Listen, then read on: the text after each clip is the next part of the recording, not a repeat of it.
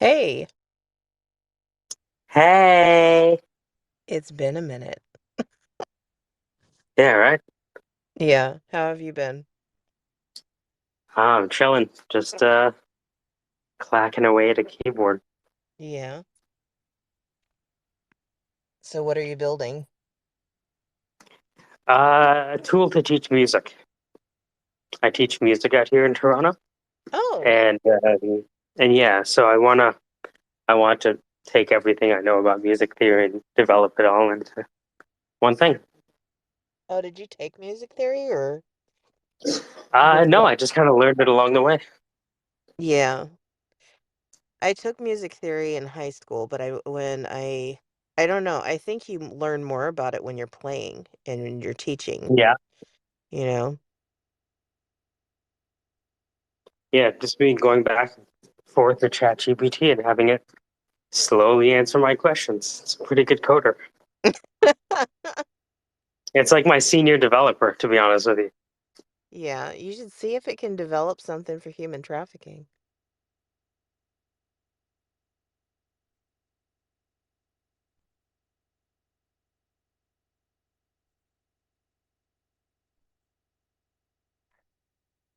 Well, you would have to make sure that um that's one of the things of like the having the self-sovereign ID.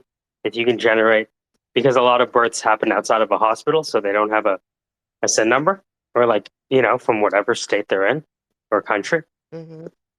So, In the United you know, States, that's less common. Um, yeah, in the US it would be different. I know like the stats show that um every school has at least one woman who's being trafficked. mhm. So, yeah, it's happening right beneath our eyes. Right. Well, and the thing that I notice is like, especially in social media, they're targeting the wrong people. The people that are actually bad and actually trying to talk your kids into doing bad things. Um, they're not public figures. Yeah, I watch those TikToks of the folks that like pretend to be kids and then they like lure the predator into coming out. Uh-huh. And it's just like, you know, There's benefits and there's drawbacks to doing that kind of thing.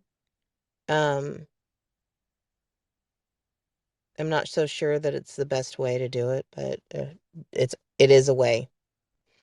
I understand the sentiment, I do. I you know. I definitely understand the sentiment. And I definitely understand the desire. Most of the guys that I know that are doing that kind of thing, they've had someone in their family that was victimized by somebody like that, you know? So it is what it is. And The cycle of it, I can't really say that they're wrong, but I'm not so sure that they're completely right either. The source of the desire is worthy of empathy. You know what I mean? Yeah. I'd like to think that if I trained DNA with them and experience with them and life experiences with them, I would be them. Mm-hmm. So in another life, I am them. Mm-hmm. You know. So if my nature and nurture has fucked me, Mm-hmm. how would I want to be treated? It's interesting. Yeah.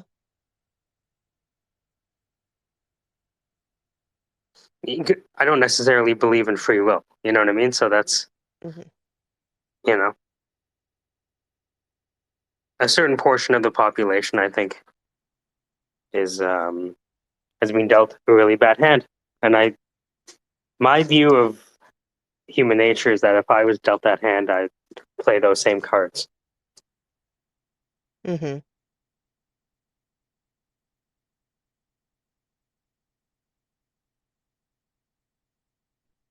Yeah, it's easy to um It's easy to call them devils. You know what I mean? it's easy to demonize people. Yeah, It's not so easy right. to see their side. And so, their Hmm. side actually kind of makes a little bit of sense, you know? It makes it understandable, Hmm. right? Yeah, you may not completely agree, but you understand where they're coming from. You're just like, Yeah, like I read that book by Sam Harris. I think it was called Waking Up. Really good book. Uh, and it talked about how they had these serial killers, and they would analyze their brains after. And with a lot of them, they had like physical trauma to their brains, you know?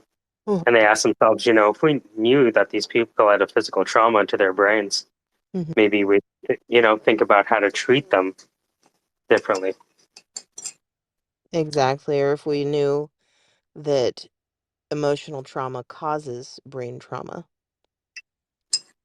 you know, you might treat people a little bit differently. Well, these were like actual like brain you know they hit their head or something like that, right? Like Hmm. it was actually like something that happened to them that caused that physical.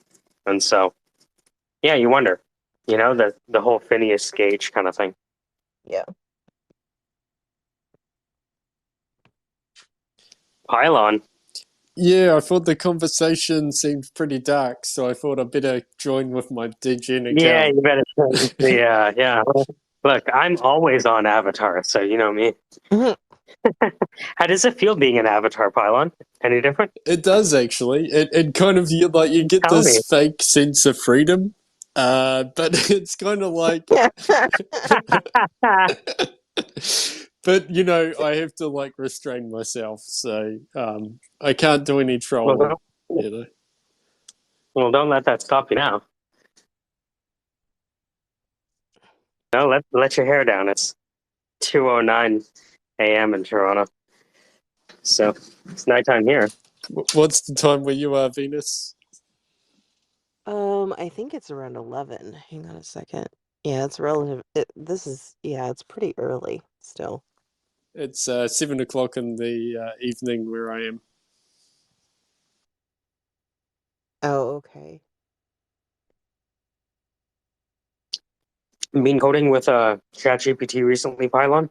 I'm noticing its code is like really spot on these days. Yeah, just today I've been working a bit on a lecture on sets, the set data type, and then the Hmm. different set operators. So just Can asking. you come? Oh, sorry. So, for context, you talking about Python? Yes, yeah, definitely. Yep. Okay. So there in Python, you have data structures such as lists, dictionaries, tuples, and sets. How does a set differ from a list or a dictionary? Yeah, so a set is well, it's a set of unordered, unique elements. So A collection of unordered, unique elements. Okay. that's right. Yep. So yeah, the key thing is that there's no order to a set, and every element or every item in a set is unique. And so these are actually like, if you've ever done like set theory in mathematics, it's basically the same sort of thing. Hmm. Um, yeah, so that's what a set is, and you define it in Python using curly brackets, or you can use the set function, which is like a built-in function. And yeah, so the why I use a set is because you can use these things called set operations. So there's a union. So if you think of a union like a civil union, it's two people coming together, right? So same sort of thing with a if you have two different sets, you can combine them using a union, and then you come up with a new set, which is and if there were any sort of duplicates when you combine those two sets, so let's say you have two items called apple, then in your um, unioned set, you'll just have apple once because it removes duplicates. Yeah, so you've got union, which is combine everything from the two sets. You've got intersect, which So is oh yeah.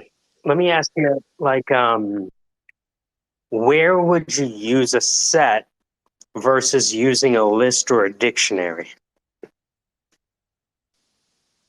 If you've got something where you uh, you have uniqueness, so let's or where you require uniqueness. So let's say you've got two CSV files and you want to work out.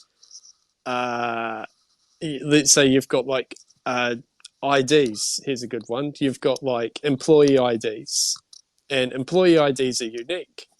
So if you've got two CSVs with employee IDs in them, you might put those into like a set, and then you've got two sets, and then you want to work out which are the employees that exist in both sets. Then you might do a intersect, which will give you all the employees in common between two sets. So that's where you might use sets. Wouldn't it be easier to use something like Excel to do something like that? Uh Not really. Well, yeah, you can. So you can do. I mean, that's kind of where I started was doing stuff in Excel. But if you've ever Mm-hmm. done stuff in Excel, you find like you'll write a function or something, and then you have to like click on that cell and drag it all the way to the bottom. And sometimes Mm-hmm. it can get a bit difficult when you're dealing with like large data sets and you want to automate stuff. And uh, you get to a point where you've been using Excel and you kind of uh, you realize you need to take it to the next level, and that's where you would do the coding. Mm. Okay. But definitely Excel's great to because you could when you're doing your Excel functions and all that, you basically are coding. Mm-hmm. Yeah, but it's a great way to start.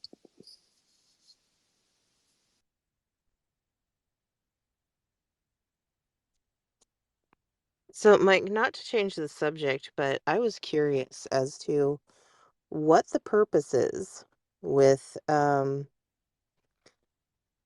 intentionally triggering some of your guests. Oh, like who? There have been a few, Well, this is new but to me. I've seen it This in is the other first time I've heard this. It's crazy. I've seen it in other like spaces and just broadcasts in general, where it's like it's a setup, and you'll Right. intentionally go out of their way to try to trigger one of their guests. So I'm just curious what the purpose behind that is. Um, I guess it's different for everyone. Like, for example, I love to trigger ruckus. Uh-huh. That's a lot of fun. I noticed that. You know, And that's just a lot of fun. Mr. Rogers, and You know, you've tried I kind of try to do it to everyone I know. Well, you what? I kind of try to do it to like the people I really know. Uh-huh. Um, if we're like friends, Uh-huh. but sometimes I'll do it if people are annoying to me. Oh, okay. I'll start. You know, yeah. So To me, this is all. which category Uh-huh. do I fall in? Am I just annoying or am I one of your friends? No, no, no. Like, here's the thing. Like with women, it's a bit different for me Uh-huh. because, like, with men, it's like it's kind of expected that we're assholes to each other a little bit. That's just how animals get along, right? All right. But with women, you know, yeah, I'd have to really know them to troll them like I troll guys. Oh, okay. Yeah, yeah, because I can be pretty mean. you know how you say you can like trigger raucous, but often raucous is the one triggering other people. I kind of feel. I'm not Oh sure. yeah, he's learning. Yeah, I'm not sure if he's doing it on purpose, but like, No, he is. yeah, I thought he He was. is. He denied it, but Yeah. No, no, he's totally doing it. Yeah, I'm so proud of him, actually, for that.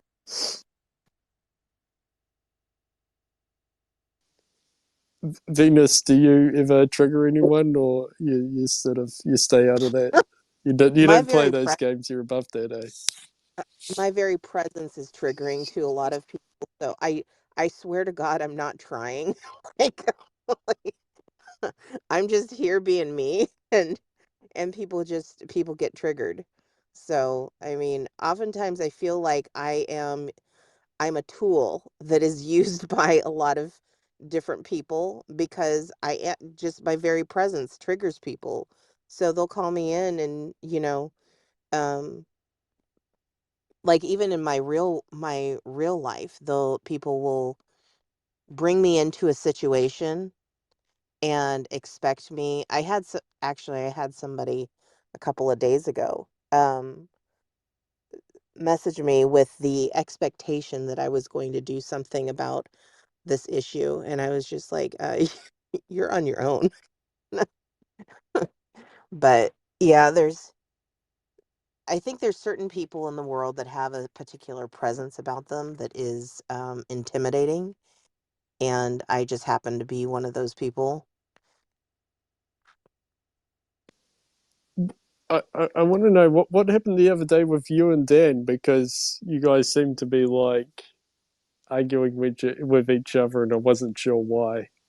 Um, yeah. Oh, with Dan, there was a conversation between me, Ruckus, and Mike and Dan, and it was about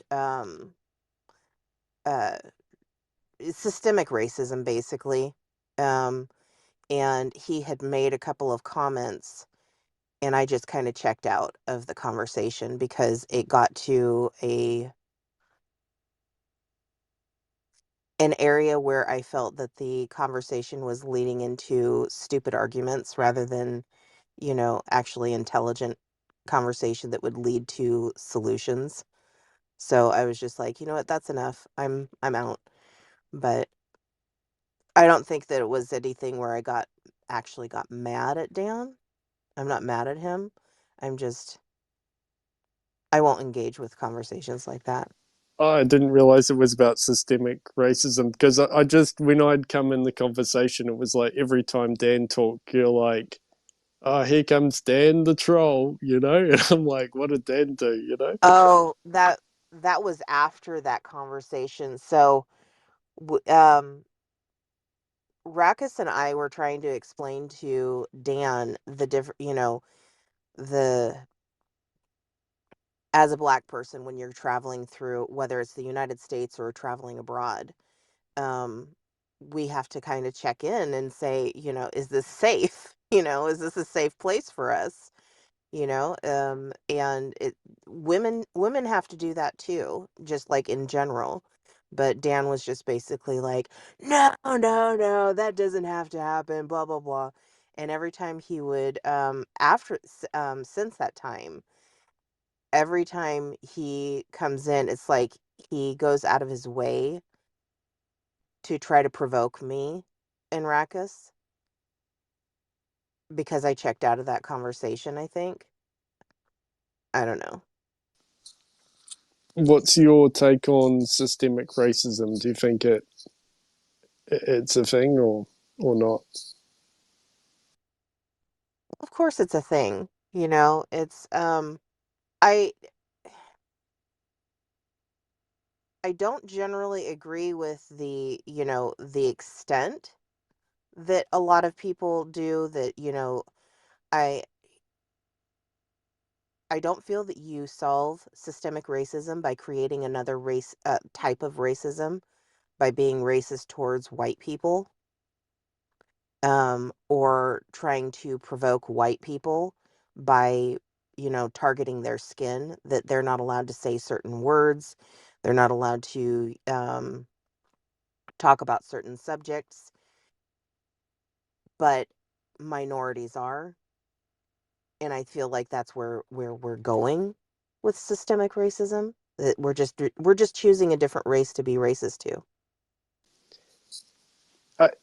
I guess with systemic racism, I have like I know that racism occurs, and then it occurs in what appears to be a systemic setting, but Mhm, it's kind of like, when you think of, say, like the criminal justice system, or the, I don't know, any system that is the government system, what have you, and then you could try and say, well, the system itself, because when I hear systemic racism, I think of the system itself is built in a way which is racist. mhm. But then when if you ask for examples of what is systemic racism, what's an example of it, and it's like, okay, well, you know, you're more likely to get pulled over by the police if you're black, or and then it's like, okay, well, was that caused by the laws itself and the system, or was it by individual police officers who have a bias, right? And I would say it would be the latter. So it wouldn't be the like rules itself. And then generally, a lot of the examples that people have given, I found they equally discriminate based on one's socioeconomic status. So basically, Mhm. if the person was poor, they would be, you know, um, uh, if so, for example, like I can't think of one right now, but you know what I mean. Like, it's kind of like, to say it's systemic. It's like, um, I don't know if that's. I don't. I just don't think it's a good term, but I don't know But how. Yeah. I would agree with that. We need to come up with a different term to describe what it is that we're talking about, because the system itself isn't racist. It's the people within the system who are racist. And um like using your example about law enforcement, you're more likely to get pulled over and blah blah blah. I grew up in a we were we were relatively well to do, but the town that I live in is pretty well poverty stricken. So when I'm rolling in my mom's Crown Victoria, which which was state of the art when I was in high school, and these were all brand new, I was getting pulled over left, right, and sideways because I had tan skin. That's what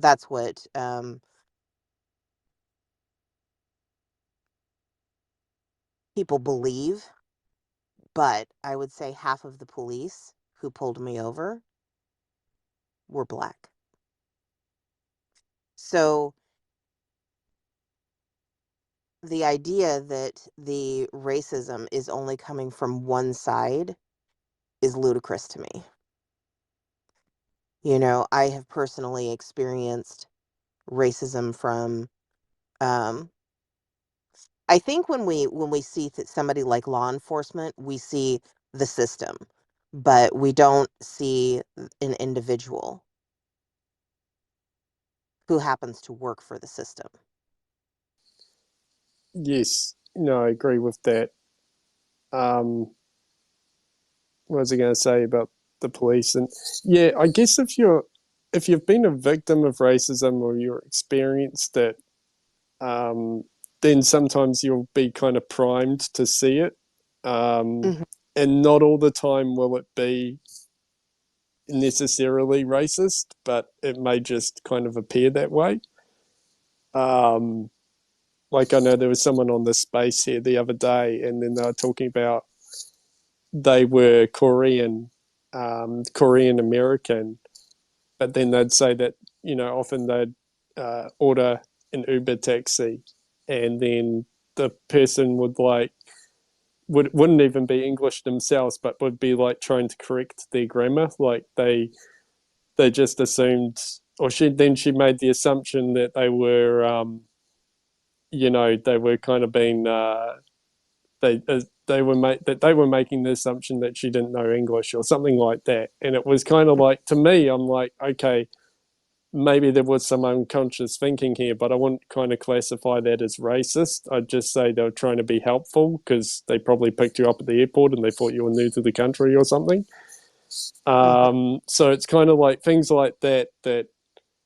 Uh, yeah, I don't know. We're kind of living in like a hypersensitive environment at the moment. Um, I definitely agree with that, that there's certain times when you have been it's kind of like getting slapped in the face. You get slapped in the face 30 times and then somebody raises their hand. What are you going to do? You flinch because you've been slapped in the face 30 times, you know? It's just that's just your natural response. And with racism, your emotion it's an emotional slap. And it's harder to get over that emotional slap than it is to get over the physical one. So if you've been living in an area where you have a lot of racism, you're going to see it more. And sometimes target people who are not even being racist. I personally have a hard time believing that as somebody who grew up in the United States of America, that it's even possible for you to grow up here without some, and it doesn't matter what color your skin is, without some level of preconceived notions about a particular group of people, whether that's white people, black people, Hispanic, Laotian. You have a preconceived notion about some race. So you go out into the world and experience the world with that preconceived notion. I have she's not my biological sister. We kind of adopted each other as adults. But you know, we've talked about these people do not have a racist bone in their body as far as I'm concerned and I have experienced. But there are situations where they will try to talk to me about the black experience being white people, and it's like you you can't really understand until until you've walked in that skin. You don't really understand what it is to walk in that skin and experience life walking in that skin. And the same thing goes for on the other side of it. Black people don't understand what it is to walk around with white skin. The perception is that like that's where the whole term of white privilege comes in. You know, we see the privilege, but we don't see the drawbacks.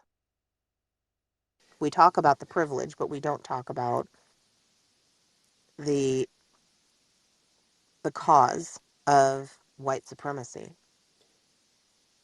Where does that come from? I kind of agree with you that, I mean, on a basis that yes, it's kind of impossible for a white person to fully know what it's like to be, say, a black person living in America.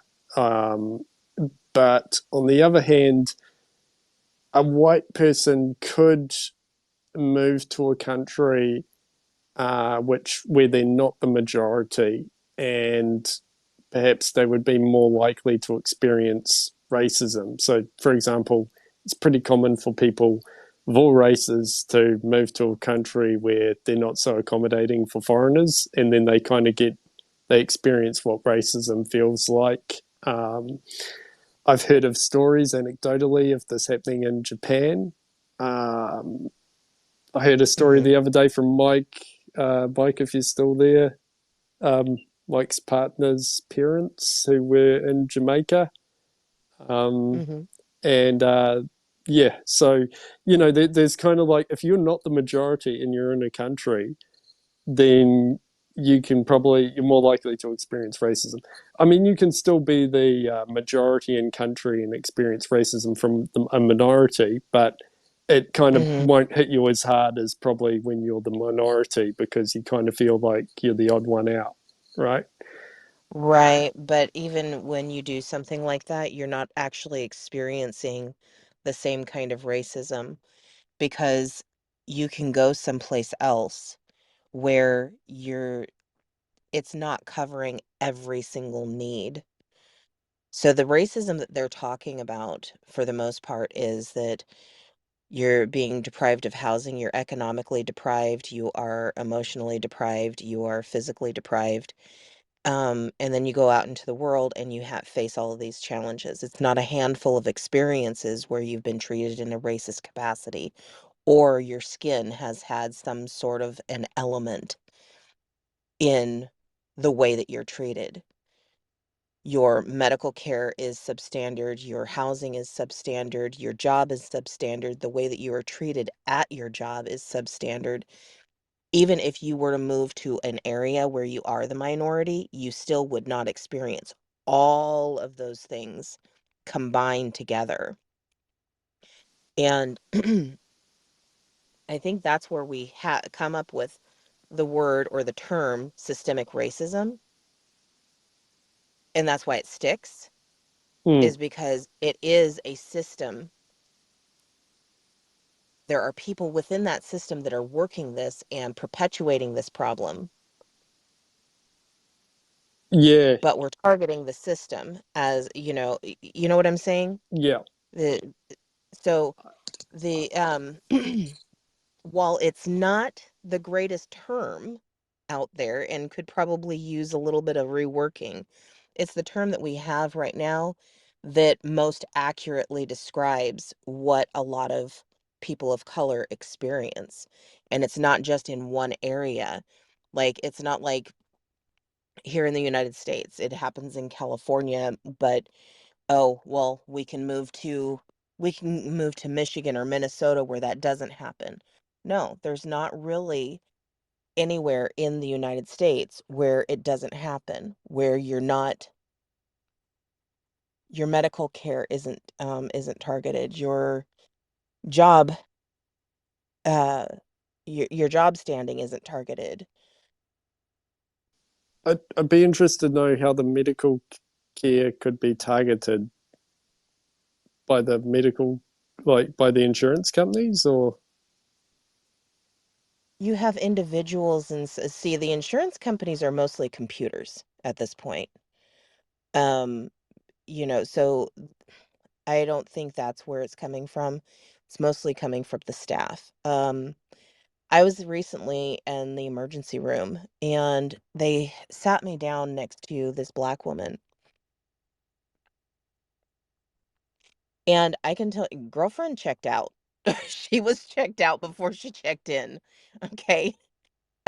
But for 6 hours, I sat there and watched this lady. I was jealous. I was so jealous. I was like, I need to be on, I just need a tiny bit of whatever this lady is on because all she did was she just stared at the ceiling and she just smiled. She was the happiest little lark you ever did see. Well, it came time for, they started discharging people and they were going to discharge this woman with no partner. She's homeless. She has nobody to call. She's in a wheelchair. She has one leg. Now, if this was a white woman, do you think that they would have discharged her? They didn't because I spoke up and I was just like, she is not I don't know what it is about medical staff that thinks that if you speak louder to a drugged person, that they're somehow going to understand you better. Oh, they're drugged. They cannot understand you.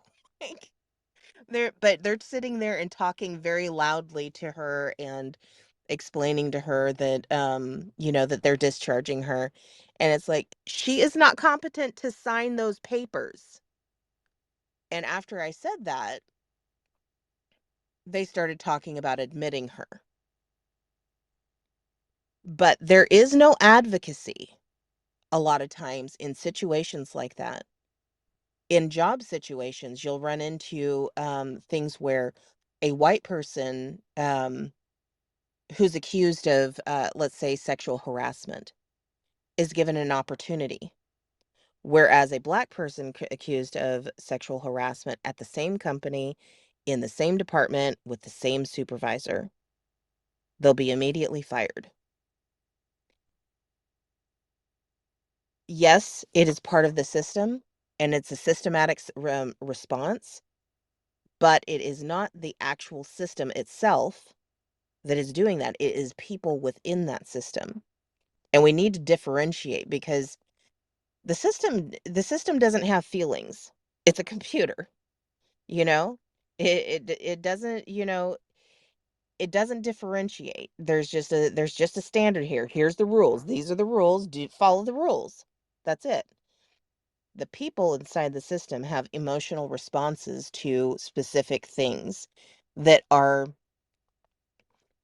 you're indoctrinated into it, but you look at Peppa the Pig, and Sesame Street, and people are indoctrinated by television. You're programmed as children to see things a particular way, and that just carries over into adulthood. And as you're growing, the systemic aspect of the racism just becomes more dire. I think those were really good examples, and I agree with you on that.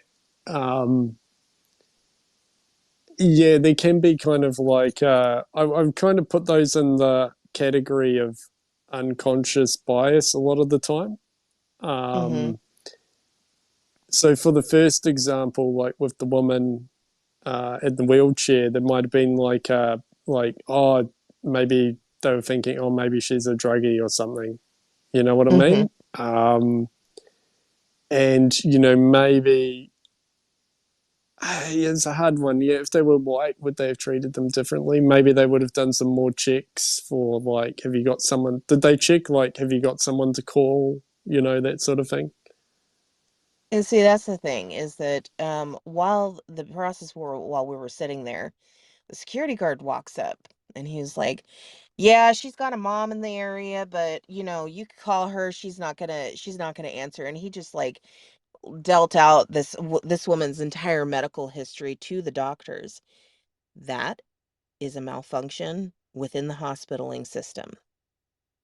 Those that information should have been part of a social aspect of her medical records. The fact that the doctors did not have access to that's a serious malfunction that you have to depend on a security guard who, number one, should be at his post, not over here talking to you about somebody's medical situation or her social safety. But and that's another thing is the attitude that drug addicts are just throwaways, they're tossaways. Um, I think it's less so amongst white people as it is amongst people of color. People have this attitude it's okay to throw people away because they're drug addicts. And yes, she was on something. I have no idea what this lady was on. Could have been shrooms, could have been, acid. I have no idea. But she's not a throwaway. I don't care what color her skin is. That's yeah, I agree with you. The second example you gave, which was the like a person who had been accused of sexual harassment at work, Hmm. and then if they were black, then they would get fired, and maybe well I guess the white person would get fired too, but they're more likely to give the white person a second chance is what I think you said. Hmm. um I'm guessing that that would probably be true. um Sometimes there's a like an unconscious or maybe even conscious actually, what do you call it, like how do I word this, like there's a feeling that that someone could be more dangerous if they're of a certain race.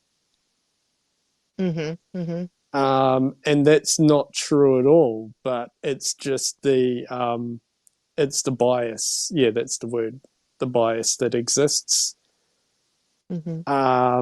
And it's reinforced by, say, the crime statistics often, right?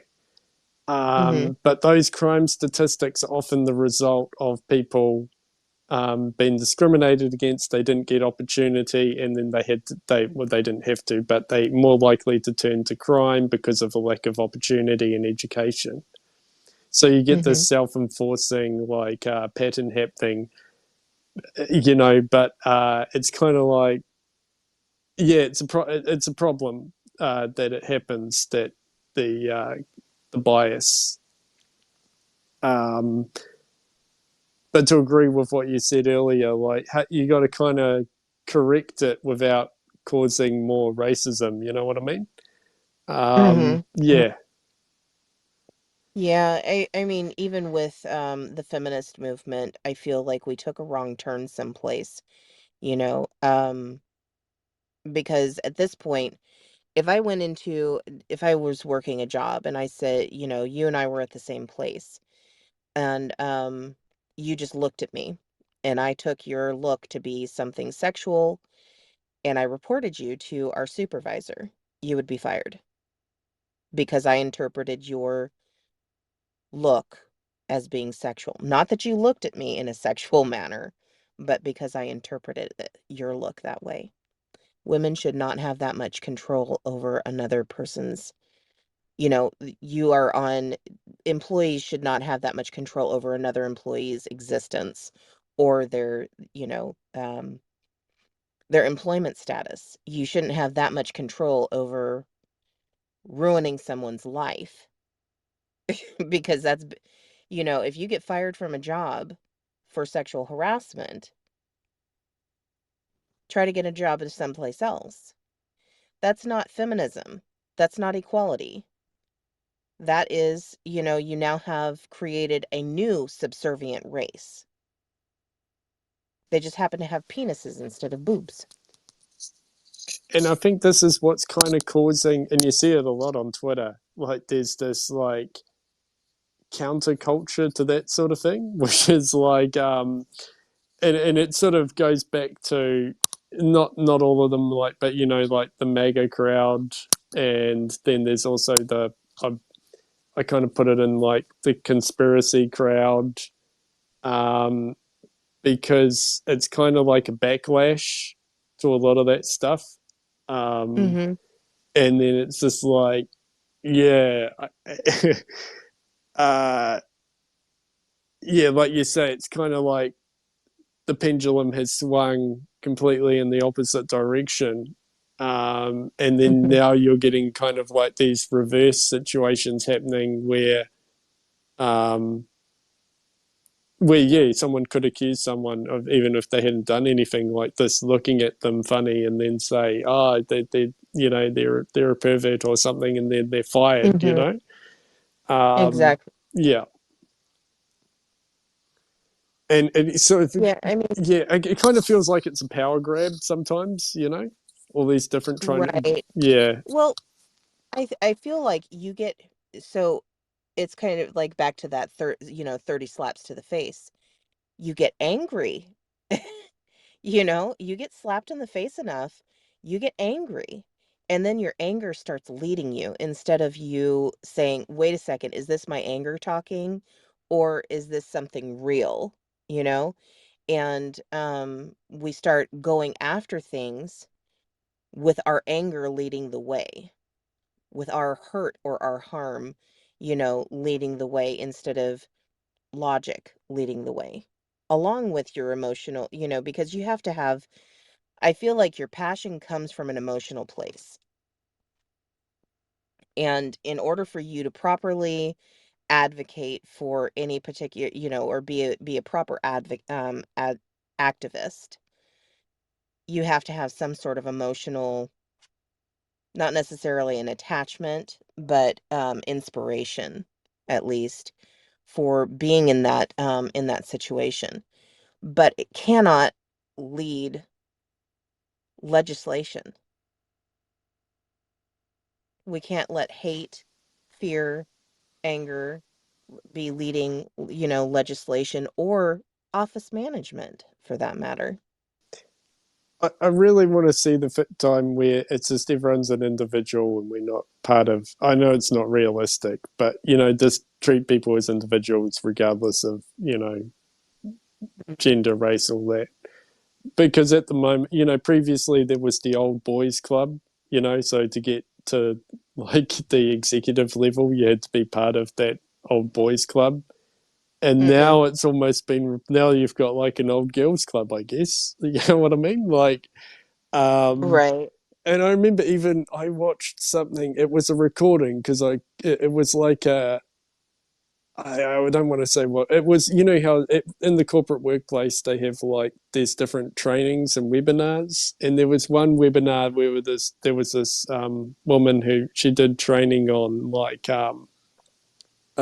business writing or something like that, and then she's Mm-hmm. kind of went on this like bit of a tirade, eh? And then she said something like, I've forgotten what it was, but she mentioned something like, oh, she actually feels sorry for her male colleagues or something Mm-hmm. like. It was kind of like because like she was saying we women have all the power now and stuff like that. So I'm like, really?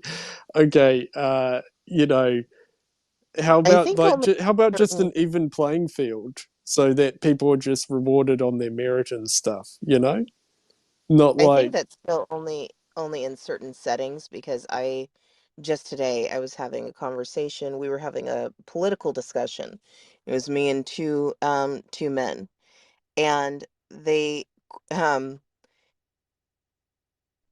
the attitude of the two men was, "Oh, isn't she cute?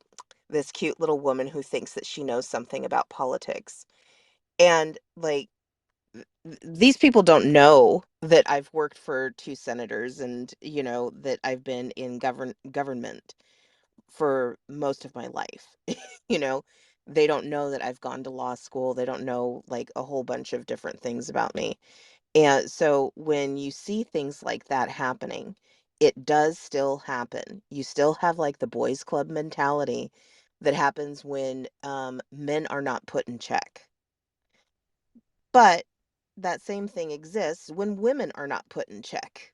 You know, there has to be a checks and balances system, in just in your generalized community, I guess would be the right word to use. But it reminds me of what I was hearing on the radio the other day. There was like a sociologist or something, and they were talking about parallels between primate behavior and human behavior. And then they were saying, like, I've forgotten what it is, like some type of chimpanzee or something. And it's a very patriarchal sort of structure where there's basically the male. I think it's the chimpanzees that they kind of like rule the roost, and then they're often fighting and warring with each other.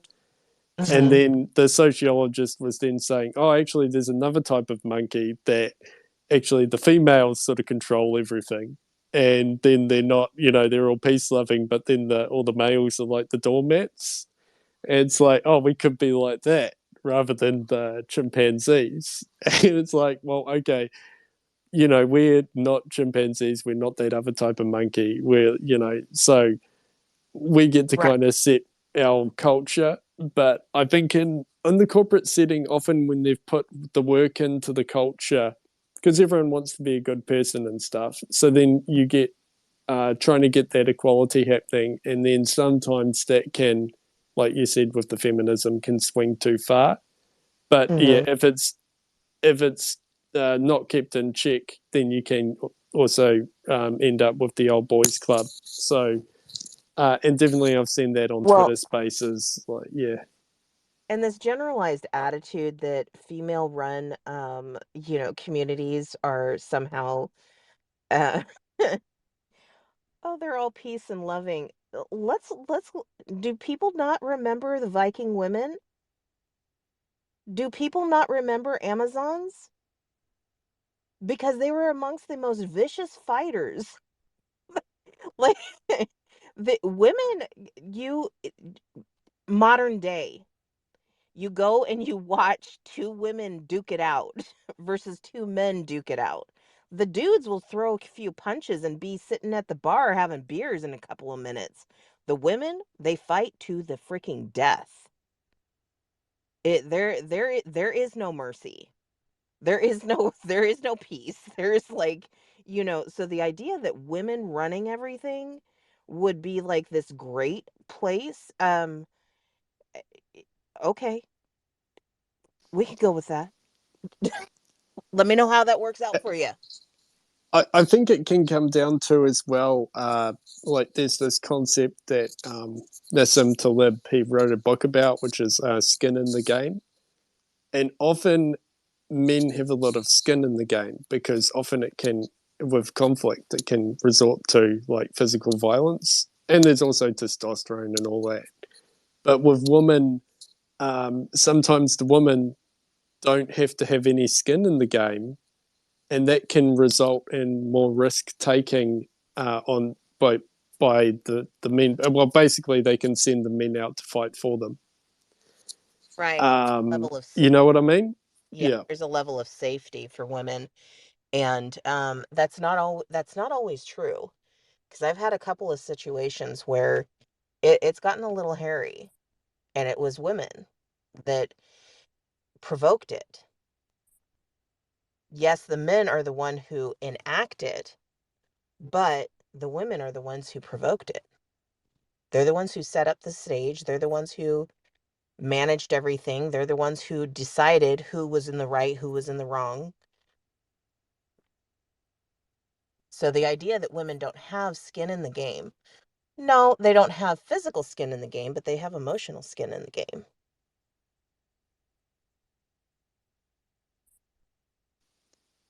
true, true.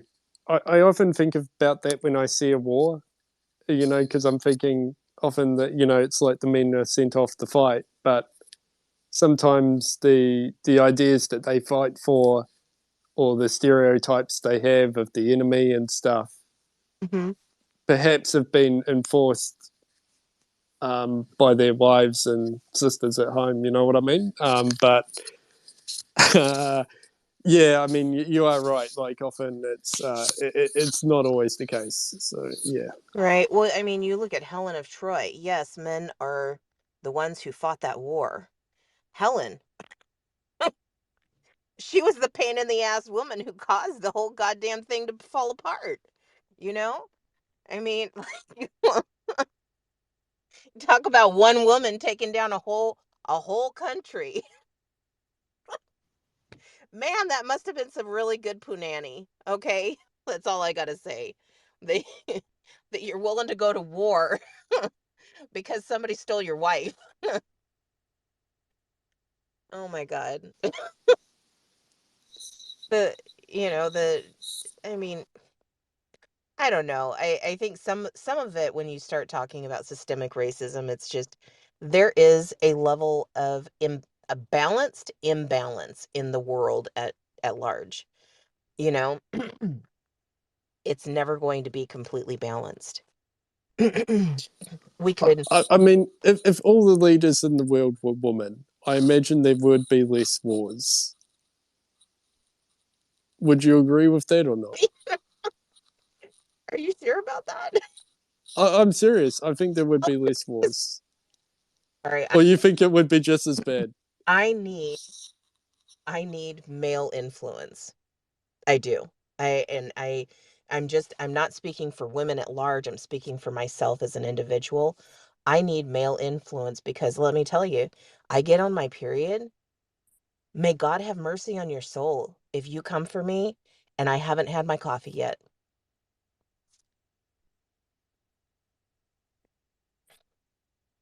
I need somebody there to say, "Well, hang on a second, um, that's kind of illegal. You may not want to do that. Vehicular manslaughter is wrong. I mean, and not every woman needs that, I'm sure, but you know, a lot of us do. And in nature, the male female dynamic. It's there to create balance. It's not for one to be above the other. It's to be a sort of balance. And it's a difficult balancing act to achieve. But when you see it achieved, um, and I think that you have a couple of examples of public figures who have achieved that, where it's neither partner is superior to the other. They're both supporting each other. No, it's not a perfect, arrangement, but they found a way to make their situation work. And when you look at the larger scale, we have, in the United States at least, we have too many men in those seats and not enough women. No, we don't need to remove all of these men or remove the male voice. If you remove the male voice altogether, you have just as bad of a society as you do it by removing the female voice. But I think you balance. yeah, because I know that some some of the women are more uh, not all of them, but I mean, some of them are more likely to go down like the pacifist route. Hmm. Let's say, like, let's get rid of all the weapons, like that sort of thing. Hmm. So that could, if you had all, I'm just imagining a situation where you had like majority leaders around the world were women.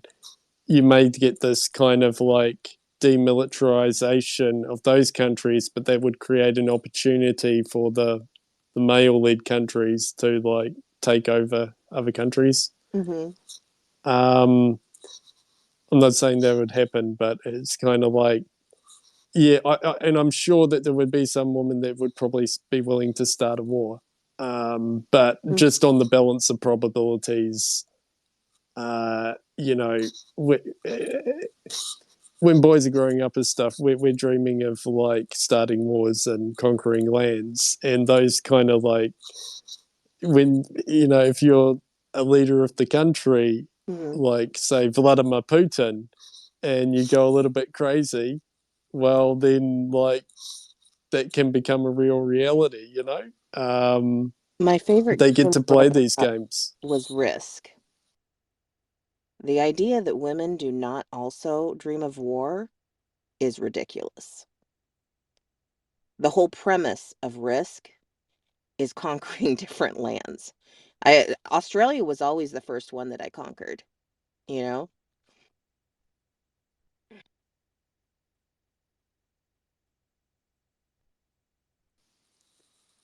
Yeah, I guess I'm kind of like stereotyping here. Um, But yeah, no, that's interesting to think about though, because sometimes, I mean, look at Margaret Thatcher. I guess she didn't start the Falklands War, but she definitely responded to it. Hmm. Yeah, so uh, I don't know. It's a difficult one. Yeah, I'm still gonna sit on on the platform of balance. I don't think that the male voice needs to be silenced. I don't think that the white voice needs to be silenced. I don't think that the black voice needs to be silenced. We need to figure out how to sit down and have discussions about hard topics like this without berating each other or undermining the other person's opinion. Yeah, this makes me think of something. So there's a political party in the country I'm in, which is called the Green Party, and so they're all the environmental stuff, right? Mm-hmm. And they used to have a policy where, so they've always got a policy where they have co-leaders. They don't have one leader, they have two leaders of the party. Mm-hmm. And it used to be that there would have to be one man and one woman so that they would have that kind of balance of Mm-hmm. leadership. And they had that for quite a while. And then, of course, that kind of got thrown into turmoil, the whole like gender identity and the all that stuff. So now they've scrapped that rule. So it's like they just need two co-leaders. Mm-hmm. They can be of any gender. but it would be basically unthinkable for them to have two men as co-leaders. It would either be one man, one woman, or two women. And so at the moment, it's one man, one woman. Mm-hmm. But there was a leadership challenge on the man. Like there was a vote of confidence. Like someone, and they've got this ridiculous rule where 25% of the party is all that's needed to call like a no confidence vote. So he survived that one, but he may be out the next time. So it's kind of like if he goes, then apparently who's going to replace him? Probably most likely to be, well, could be potentially be a woman.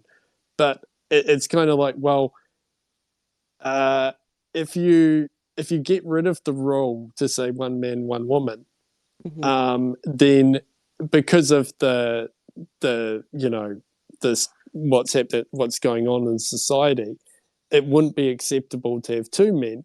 So they're always going to pick either one man, one woman, or two women. Mm-hmm. Whereas I kind of think they should have just stuck with the rule one man, one woman. And they could have changed it to something like one person who identifies as a man, one person who identifies as a woman to keep it PC because they're pretty PC, that party. Mm-hmm. Mm-hmm. So, yeah, I just thought of that while you're talking about balance. And I think some countries of Europe have, they can like enact laws about like forced balance, and like kind of quotas, like quotas on the boardroom. Mm-hmm. And I haven't made up my mind about that, like because it is a way of ensuring that you've got the balance. But then often there can be some resentment because it's like, oh, you haven't picked the most capable person for the role. There was someone else that was clearly better, but you just had to fill the quota. Um, you know what I mean? Mm-hmm. Yeah. So no easy solutions, but I sometimes I like to think about these things.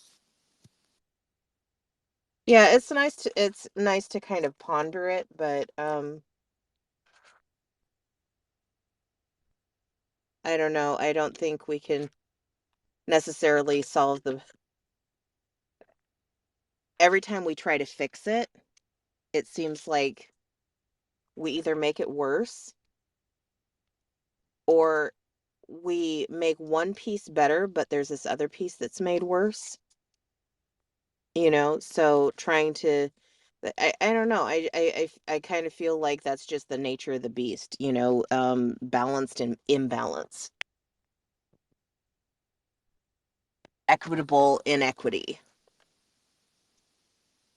Yeah, I think that's a good way to put it. Like if you fix one, then it creates a problem somewhere else. It's like this continual. I don't know. Yeah, someone pointed out to me the other day. It's like we're not gonna like, they don't. What was it like? I think it was even Dan who mentioned it. Like he doesn't like talking about these things because there's no way that we can possibly fix it. Hmm. Um, yeah, but I mean, I don't know. It's kind of sometimes it's just good to talk about, like just to think through it. I But like thought process. I don't know. Yeah. yeah, same here. Like you're not necessarily fixing anything, but just like thinking about it, maybe you at least gain a different perspective of the situation than you had before. Mm, But yeah, definitely. I am going to have to check out though. Um, Thank you for this conversation. No, it's been good. Yeah, I was meant to go for a walk, but I got so stuck on the couch. So yeah. Oh, you have a good night, Venus. You too. Bye, All bye, right. Mike.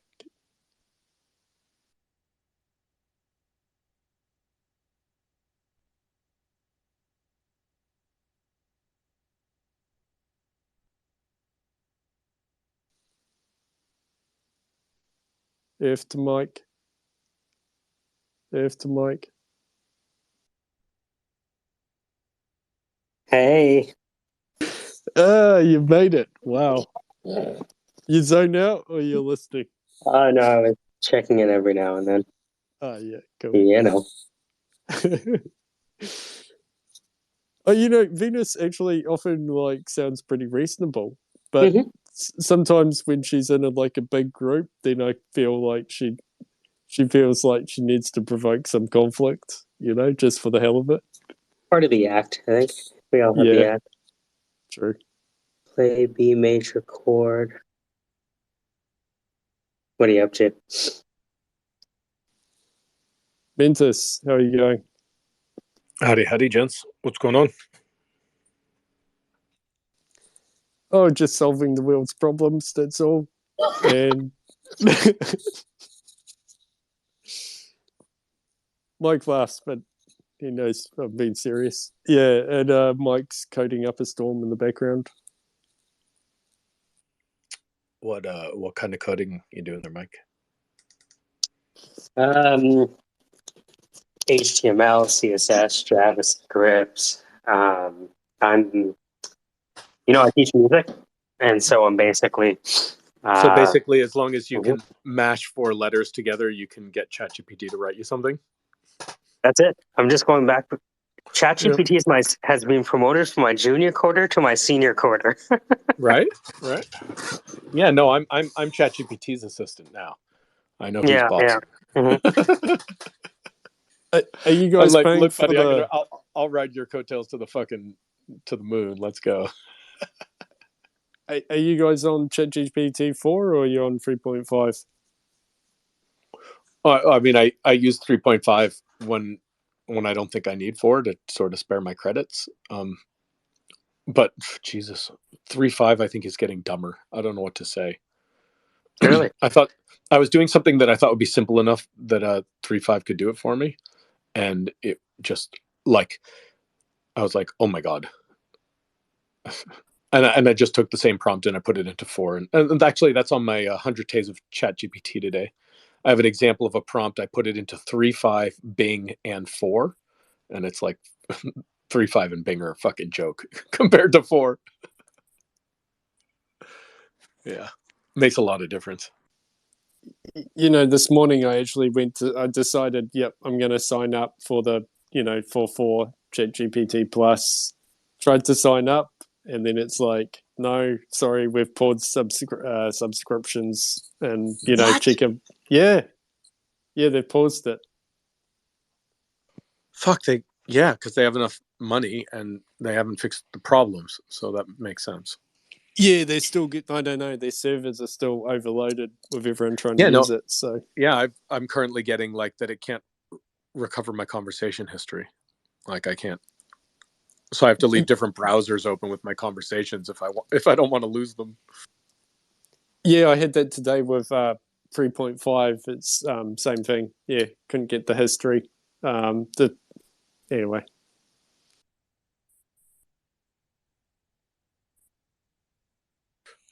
Oh well. So my workshop for Thursday is about 90% done, which is fucking awesome. You were working on that for a while. That Yeah, must be a masterpiece by this point. well, I mean, I literally finished it today, Oh, wow. and had only done about the first 20 minutes of it as of last night, and it's 2 hours. But as soon as it's like a 20-minute breakout, here are the instructions. Well, there's 20 minutes of your workshop, right? Like you don't have a Yeah. lot of slides for those parts, but I've got 40 slides in the first 20 minutes and then 20 slides for the next hour and a half, basically. Wow. So I'm going to just melt their brains, and then we can all have some fun and play with the tool. That's gonna be fun. And then I had some people jump on my Discord an hour ago, and I got to go through it with them. So it's just awesome. Like we're living in a world where you just like you can even things like getting feedback, right? Like it's just so much easier than it ever would have been. Like where could I have ever on an hour's notice gotten like 4 people to come together and sit through my presentation and talk to me about it and give me feedback, and people where I'm comfortable enough where I'm like, what do you think? Should I take this slide out? Am I getting too salesy here? Like they didn't come to learn that much about Atman Academy. And one guy's like, yeah, not gonna lie, I was starting to feel a little bit like a sales pitch. I'm like, cool. But on an hour's notice, having just finished it, to be able to get that kind of feedback, it's definitely a new world. It's pretty awesome.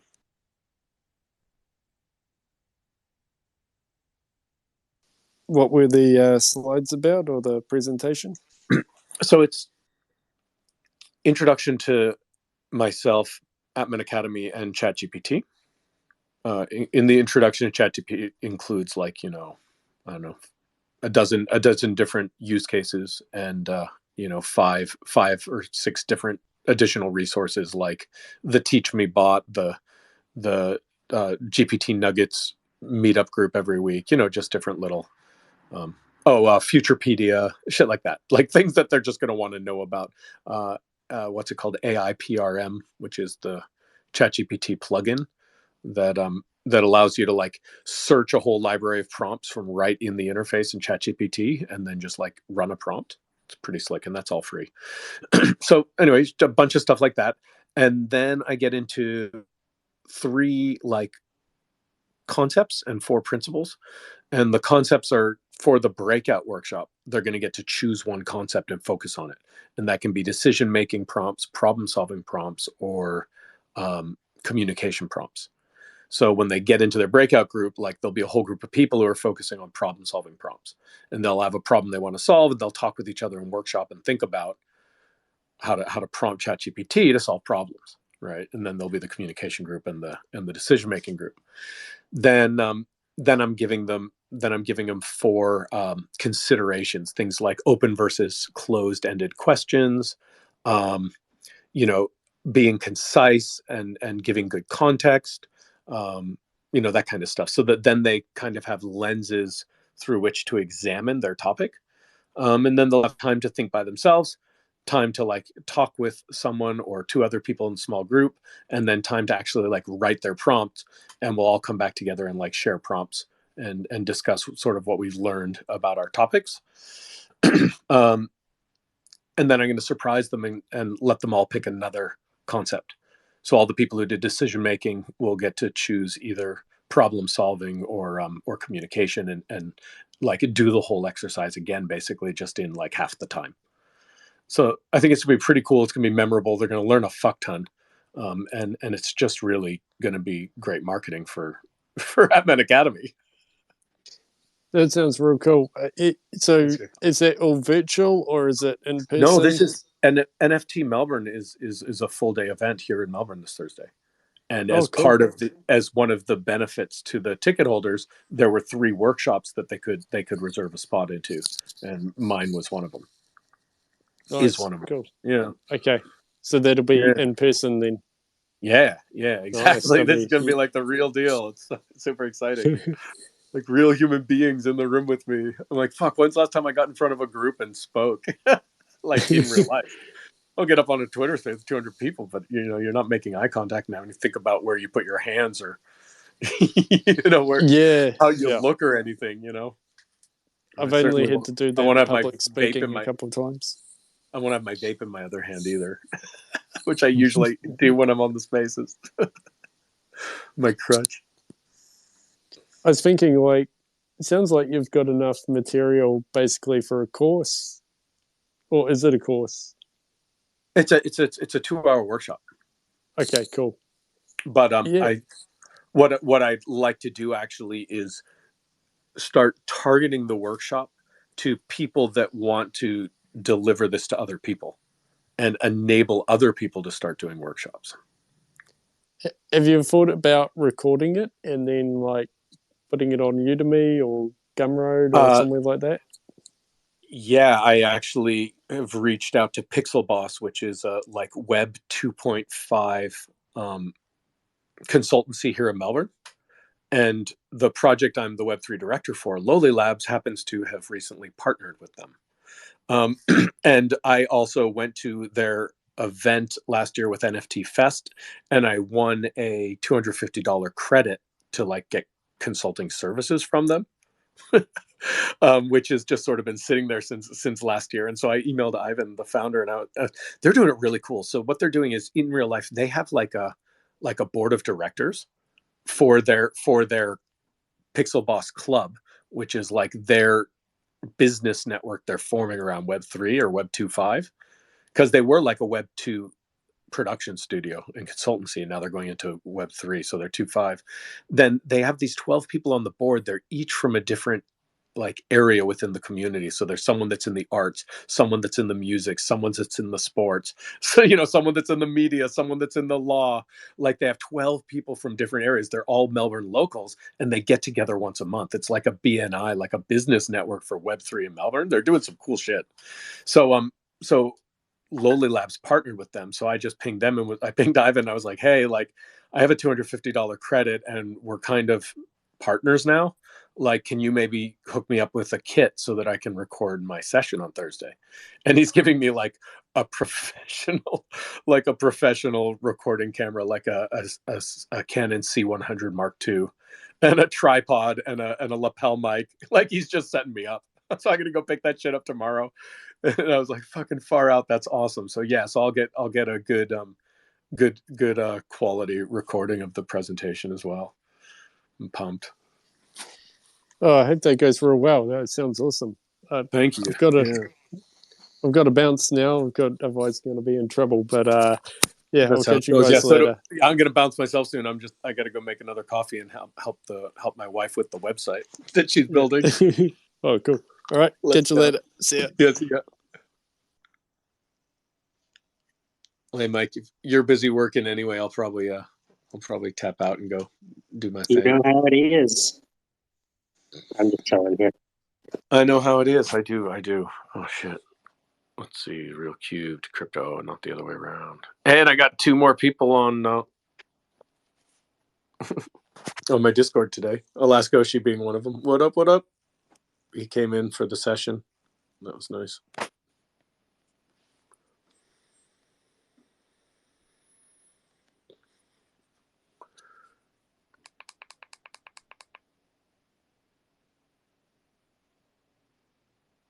All right, bro. I'll see you soon. I take it easy.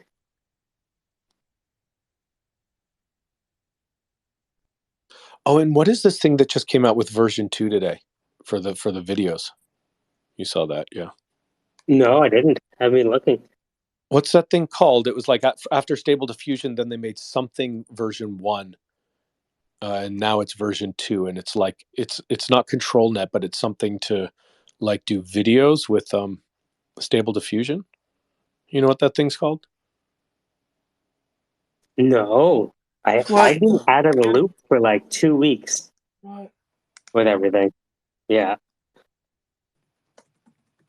I'll just tell you what it's called so you can go fuck it. Not replicate. Fuck it.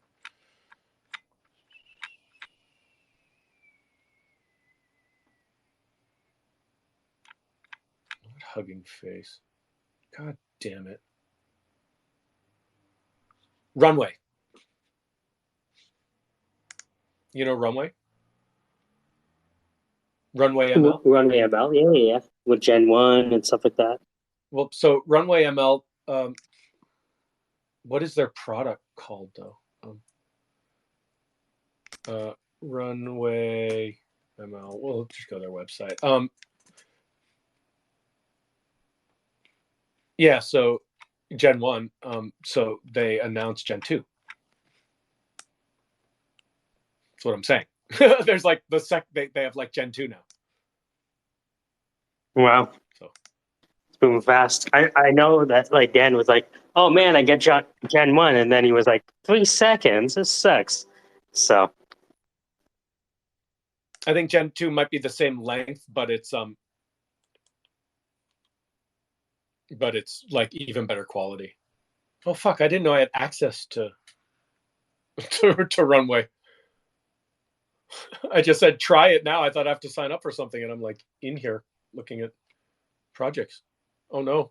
No, now's not the time to start playing with Runway. I have a presentation. Lord help us. Too many. I'll catch you later.